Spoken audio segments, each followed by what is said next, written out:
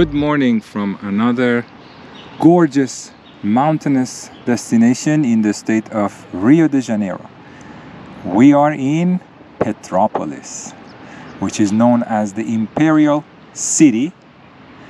And when you come to the Imperial City, where is better to stay than in this place?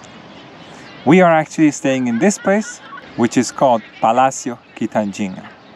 This place has a lot of history and it is one of the landmarks of the city that when you come here as a tourist, you come and you visit. So we figured, why not stay here if we could? Inside the first floor, there is an organization that I believe it is founded by the federal government, no? I don't know if it's a state, but it's a government. It is a government organization that takes care of. It's for like cultural development. So they have a lot of exhibition. So, like, if it looks like a museum, it is really a museum. Down on the ground floor, there are so many different halls and different exhibitions. But the history is that in the 1940s, there was a businessman that had the business of mining, very, very rich at the time from Minas Gerais. And he came and he built this structure here. And he wanted to do it as a hotel and casino. However, a few years later, unfortunately for him, in Brazil, gambling became illegal. So for a few years, it still stayed as a hotel. And after that, it was just converted to condos and then the units were sold. Now it is a beautiful place to come and see as a tourist. Every day, since yesterday that we arrived, there are buses with schools that they bring students to see the place for the exhibitions and for the park. The park is somehow under construction a little bit. There is a very cute little lighthouse there that at night the light actually turns. It's very cute. And there is a restaurant on the side and this lake. This artificial lake, when they designed it, it was supposed to look like the map of Brazil. From above, when you look, it is supposed to have the shape of the map of Brazil, but a lot of people say you should use a lot of imagination because it's not really very similar to the map of Brazil. The building is known internationally because a lot of heads of states, kings, queens, politicians, celebrities have stayed here. A lot of important treaties have been signed here. So we figured, hey, if we're gonna stay in Petropolis, let's sleep somewhere that we are literally sleeping in a piece of history. I have some shots from inside also. The unit is very basic. It is old, but it's still, you can see the luxury that existed at the time. I have some shots from the corridors and the elevators, no, the staircase, but I don't know first floor because it's a cultural center if we can really film. If I can film, I will put those shots also for you just to have an idea how inside it looks like. And even if you want to just go and see, there is also a coffee shop there. Like not only the restaurant, then there is just a coffee shop. Actually, yeah, it's good you mentioned. I forgot. There's a bistro and there is a coffee shop. So you have both options. We tried the coffee shop yesterday. It was very good, actually. Very nice. Bistro looks very stylish. Yes. But we didn't go there yet. And yeah, we will see if we can film, if we're allowed to film, and we'll show you that too. The property has 6 floors and a total of 50,000 square meters. The dome that is currently housing one of the exhibitions is one of the biggest in the world, with 25 meters of height and 51 meters of diameters. It is compared to the St. Peter's Cathedral in Rome.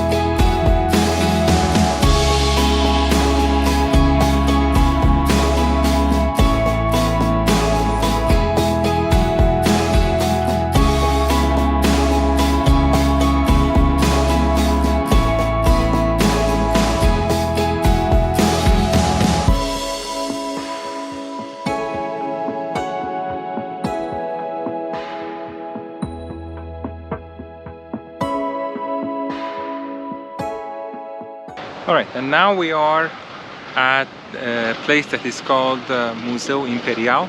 The name of the city, Petropolis, comes from the name of the last Portuguese emperor, Pedro, Dom Pedro II.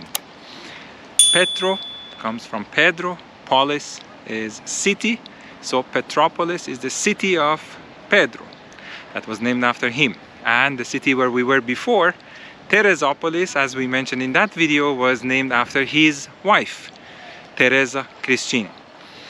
Now, it's very important to come here because at the Imperial Museum you will know about the history, about the whole presence that existed here. Petropolis until the 18th century was inhabited by the native Indians that were living in this region, and it was only after the discovery of the gold in Minas Gerais that the Portuguese came here and they wanted to stay here and take advantage of that, and they came up with a route that would bring the gold from Minas directly to Rio de Janeiro so that it could be shipped to Europe. And that was actually the beginning of the point that the Portuguese royal family started having some interest, because that route at some point would pass by Petropolis. And going through that route, then the Portuguese royal family realized that, oh, this is a place that we could stay, and they decided to use it as their summer residence. Now, I'm gonna give you a short story. Dom Pedro I, which was the father of the last emperor, Dom Pedro II, first he came here in the beginning of 19th century. He was passing through this region because at the time the state of Minas Gerais was very important and there was a lot of gold there, and so he was going through here. Then they really liked the location, the weather, the climate especially, and he decided to buy a farm here. When he bought the farm, he planned to build a residence for the royal family, Portuguese royal family. And the idea was to spend the summers here because, as always, Rio de Janeiro itself is very hot. So they wanted to use this place as their summer residence.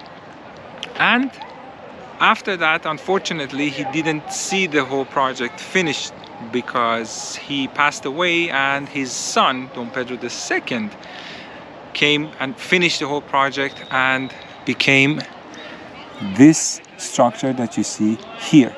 And another very important thing is that they believe this is the last picture of the Portuguese royal family that was taken here in this building.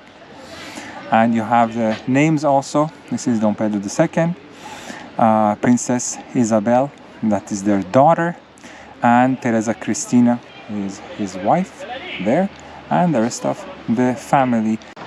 After the royal family decided to stay here in the summers, other elite people also that were at the time living in Rio de Janeiro, mostly Europeans, they also tried to do the same thing. And believe it or not, even until now, a lot of people who want to escape the heat in Rio, they come here. Petropolis was founded in 1843, obviously by Dom Pedro II. And then later in 1857, the town actually was elevated to the status of a city. And until the end of the 19th century, the city continued to possess a lot of importance in various aspects such as economy, commerce, and strategic location. Petropolis has a population of around 300,000 people and also sits at an elevation of 845 meters.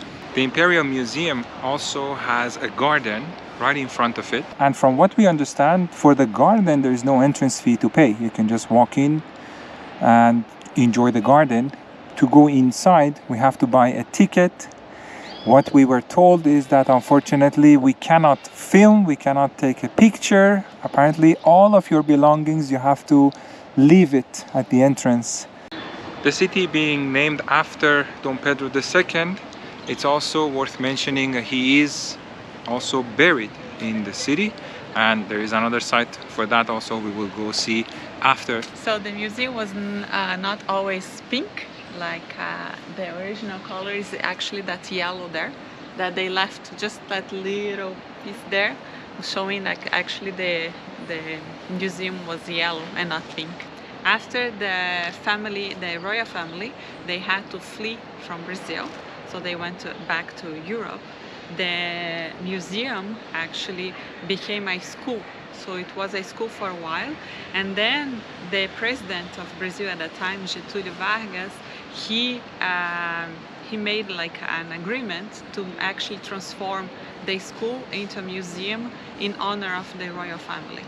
The museum has around like 300,000 pieces of like furniture, like jewelry, crowns, everything else from that time. It was gathered like from the families that at the time were working here, people that knew the royal family, so everything they donated to the museum that can be seen here. Also, when I mentioned that in the summer they would come here and they would stay here, at that time Rio de Janeiro was the capital of the what we would call Imperial Brazil, Yeah. no? And when they would come here, they would bring the whole government, let's say, like the whole entourage, the whole people. So basically the country would be ran from here because everybody was here during the summer. And but the emperor, like Dom Pedro, he wouldn't stay here only for 3 months. Like he would come around like September and stay here until April. So it was like a very long summer that he would stay here. But I can understand because Rio is always hot. And so, also the perks of being an emperor, you know. So hard. So we just finished our visit of the museum. Unfortunately, no filming, no pictures, nothing is allowed. But my God, I'm speechless. I'm still trying to digest the greatness, the attention to detail, the luxury, and the design of everything from vases to tables to other part of stairs. Amazing, amazing. It really blows your mind. If you're here, it's definitely worth it. You should definitely go visit it. No? And there's a lot of things written in English, so Yeah. it's easy to understand if you don't speak Portuguese. Yeah. And the one thing that I learned is that they didn't have electricity, of course, at that time. So everything was candles, and then they would wake up very early to take advantage of natural light. So they would have lunch at 9 a.m. Imagine have made breakfast at 5 a.m., have lunch at 9 a.m. and dinner at 4, so that they would stay awake only when there is sun, and then when it's dark they sleep. Next to the museum, there is also this pavilion, which is dedicated to the carriages that the royal family had. This part you can film. So let's see. Apparently it is very interesting because I just saw Mariana's face from the first piece and apparently she was blown away. Let's see. Oh my God. Look at this. My God.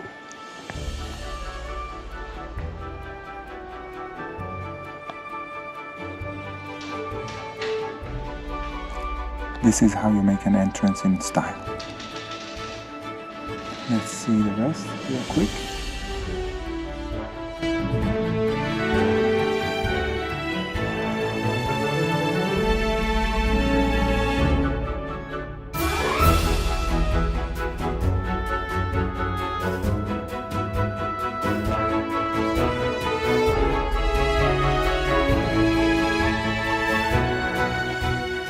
And now we are right in front of the Cathedral of Petropolis, which is called the Cathedral São Pedro de Alcântara. And it has a lot of significance because this is actually where the Portuguese Emperor Dom Pedro II, his wife, his daughter and his son-in-law are actually buried. Also, it is right in front of one of the most, if not the most famous street in Petropolis called Avenida Coelea.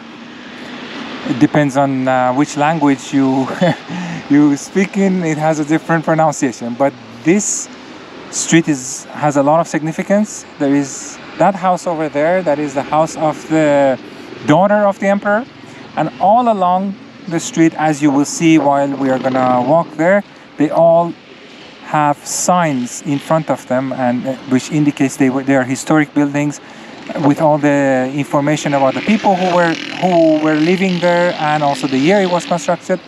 That we're gonna go check it out after, but first let's go and see the church.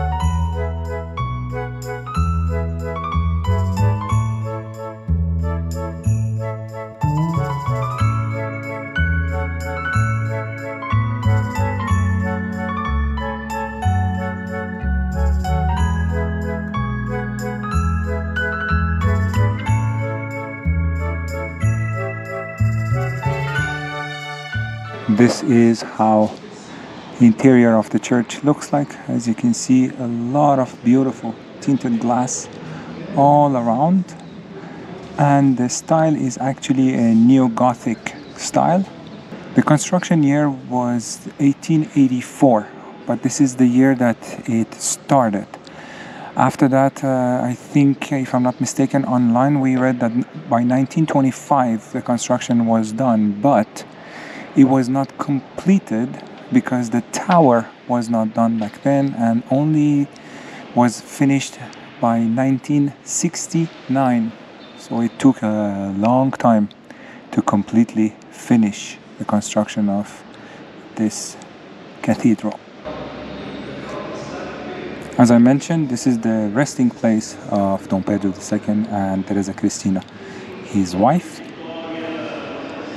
We are now at the house that belonged to the daughter of the emperor, Princess Isabel.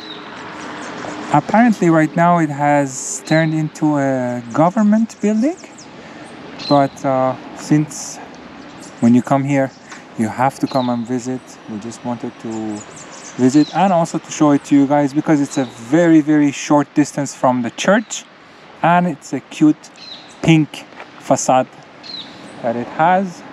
The sign says that her and her husband, they were living here from April 1876 until the time that the family was exiled back to Europe, which was 1889, no? Yes. And if you want to do events, you can rent the house too. I was reading there that if you want to do, I think maybe even like a wedding party or something like that,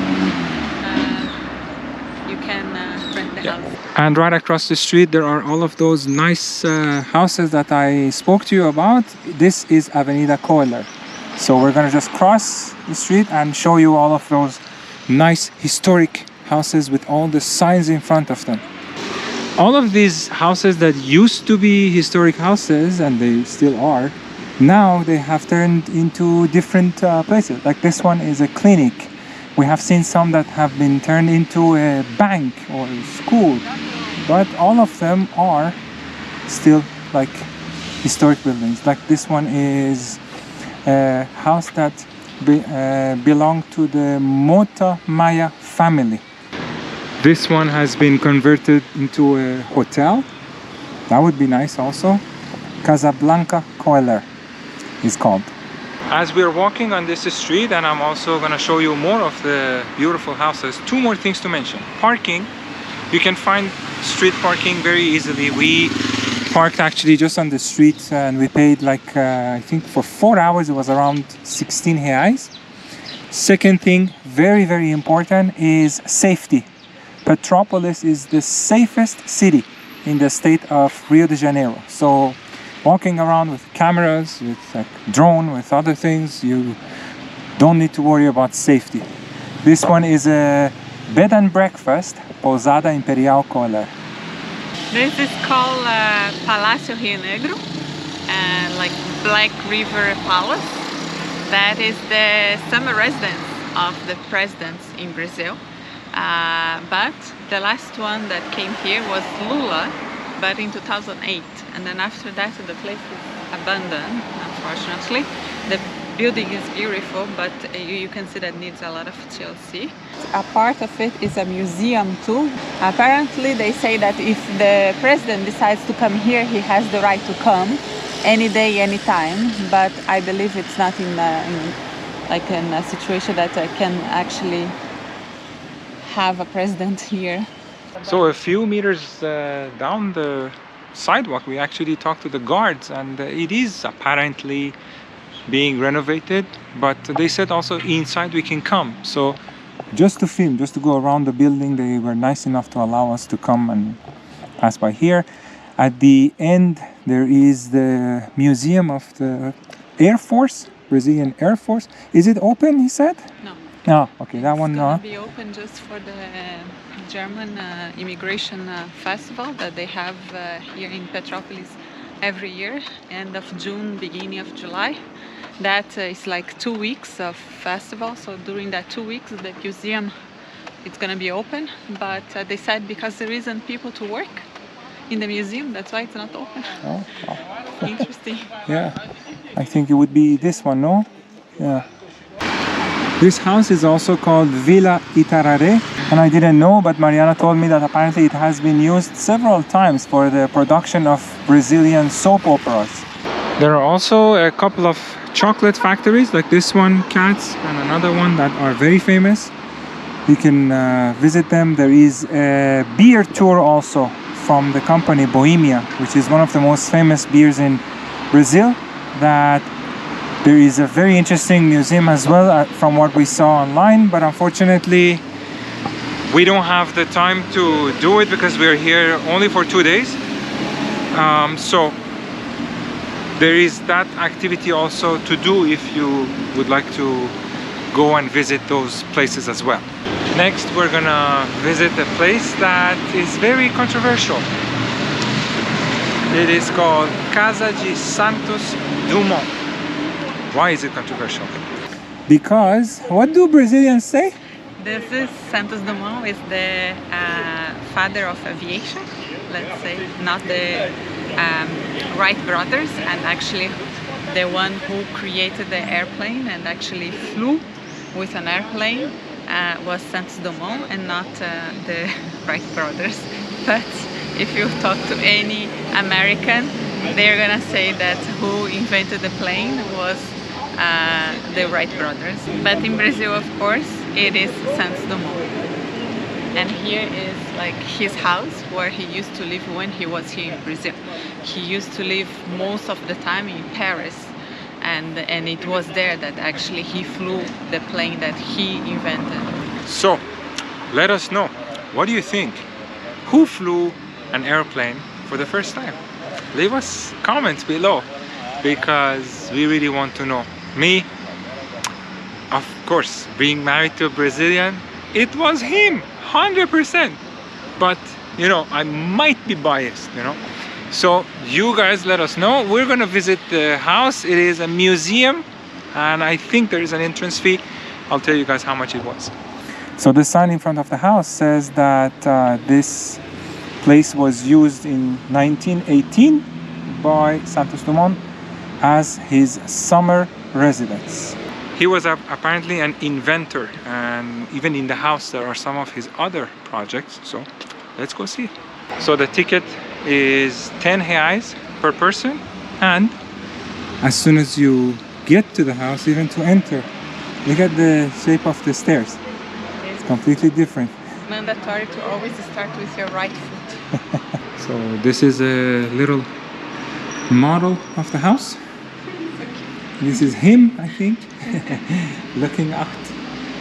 And all around you have the other products exposed. This was also his portrait, and that is his famous airplane.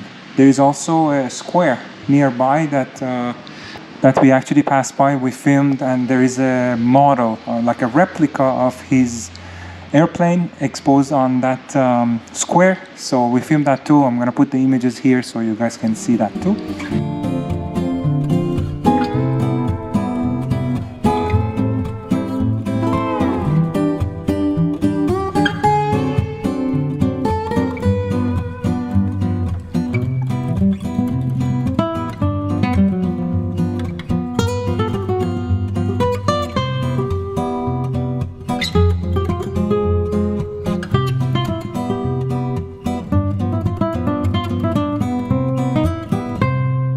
So one thing important about the house is that besides being very tiny, but there is no kitchen, nowhere. Like so, because the next building today it's a university, but it was a hotel at the time. So he would get all of his meals from the hotel, and they would deliver here for him. So he didn't need to have a kitchen. So yeah, right from his window, actually, he could see the hotel, which is now converted to a university. Not bad, actually, if you just want to sit and invent. You can get your food delivery and then you just invent. A nice touch of the museum is also that all of the arrows are in the shape of a plane. So as you come in to continue the tour, everything is pointing to that direction, but in a form of a plane. Also, as you saw from the images of the square, on the plane it's written 14 BIS or 14 bis. That was the name of his aircraft. And even here there is a cultural center with that name, dedicated to his work probably.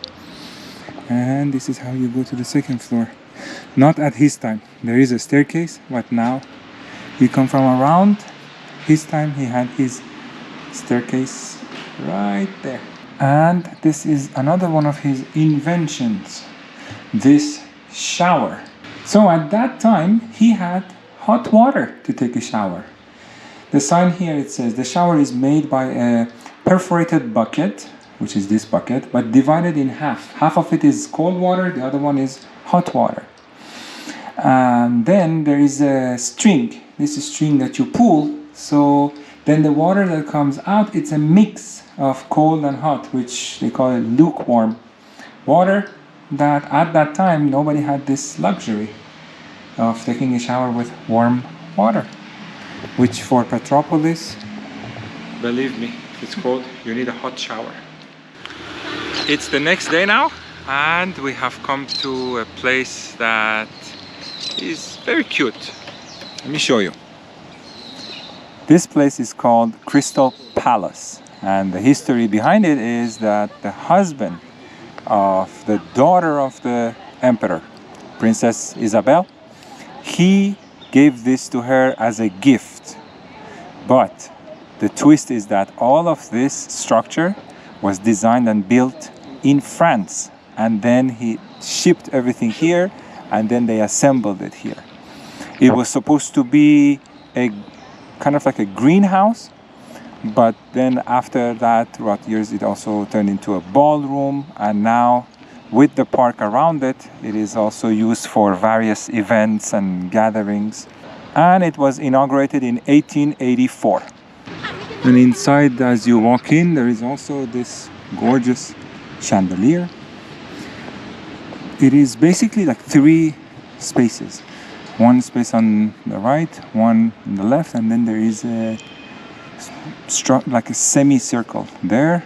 And on top you also have like a dome-shaped roof and glasses around that are mostly clear and some shade of, I would say, green or blue. Mariana says I'm colorblind, so is it blue or it's green? Blue, okay.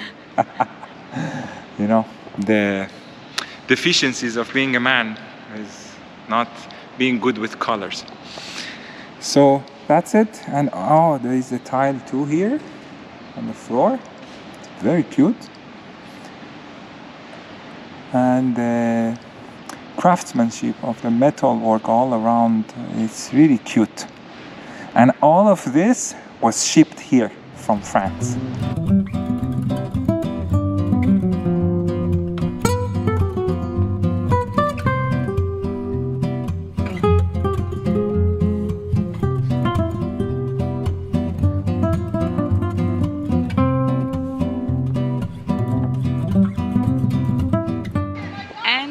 finish our video in Petropolis. We are in front of this house that was built in 1884 by a Dutch engineer. The house is called Casa da Ipiranga, or Ipiranga House. And the most important thing about this house is that there is 7 mistakes. The sides are asymmetric. Leave us a comment if you find the mistakes, so we can see if they are the same as the ones that we found. So this ends our video in Petropolis. We will be still traveling more in the state of Rio de Janeiro, so stay tuned for those videos too. If you like the video, don't forget to give us a like to support us, and we will see you in the next one. Ciao.